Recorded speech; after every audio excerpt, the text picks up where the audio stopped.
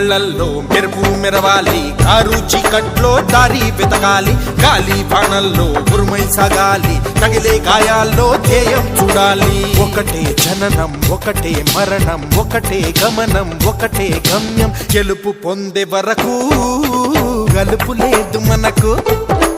బ్రతుకు అంటే గెలుపు, గెలుపు కొరకే బ్రతుకు.